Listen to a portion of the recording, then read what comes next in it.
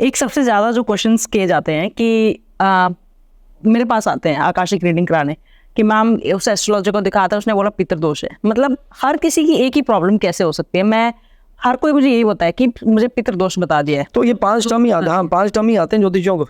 जिसका बिजनेस वो ज्योतिषी, सबकी बात नहीं कर रहा हूँ, फिर भैया ट्रॉलिंग शुरू हो जाती है थोड़ी देर।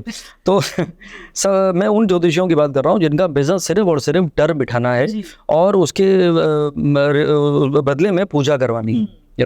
तो वो जब तक वो काल सर्प दोष नहीं बताएगा, जब तक पितृदोष नहीं बताएगा, जब तक 7.5 नहीं बताएगा, गुरु चंडाल दोष नहीं बताएगा, सुनने में ही डर लग रहा है एक्चुअली, तो तब तक वो पैसे कैसे कमाएगा?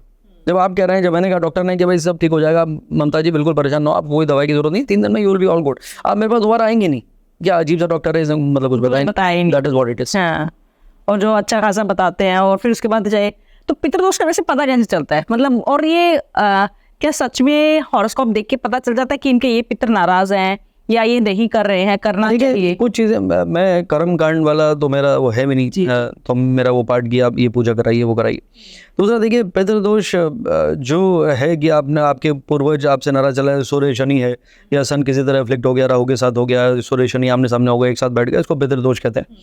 तो उसमें क्या है कि उस इंसान का वंश आगे नहीं चलेगा, यानी उस इंसान का उसका बेटा ना हो, तो वो है। अगर उसका ऑलरेडी एक बेटा है तो पितृदोष कहाँ है उसकी कुंडली में? दूसरा, पितृदोष अगर देखना ही है तो पुरुषों की कुंडली में देखना चाहिए, लोग महिलाओं की कुंडली में देखे जा रहे हैं, तो that is again not a good thing to have. तो ये क्या है ना, ये दोष जो है वो कुंडली में नहीं है, दोष जो है ज्योतिषियों में है, जो उसको डर का बिजनेस बना के पैसा कमाने की कोशिश कर रहा है। और मैं बार बार कह रहा हूँ, सब ऐसे नहीं, लेकिन मोस्ट ऑफ दम। अगर दोष है तो करना क्या चाहिए? अगर जैसे कर क्या सकते हैं आप? देखिए, अच्छी बात है, कुछ हमारी परंपराएं हैं, जो मैंने कहा कि मैं कर्मकांड में नहीं हूँ, तो फिर इससे आपने सवाल किया, जैसे अगर पितृदोष है तो जब श्राद्ध आते हैं तो उस दौरान पितरों के लिए आप तर्पण कर लीजिए एक बार, तो आपको बार बार वो डराता रहेगा। जितने ज्योतिषी आप बदलते रहेंगे उतनी बार वो ढूंढ ढूंढ के आपको बताता रहेगा, उतनी बार। अब कितनी बार लोग कहते हैं जी हमने काल सर्प दोष की पूजा करा ली नासिक में जाके, अब हम वहाँ धर्मेकेश्वर में कराई, अब हम यहाँ महाकाल उधर जा रहे हैं, तो अब लगे हुए हैं,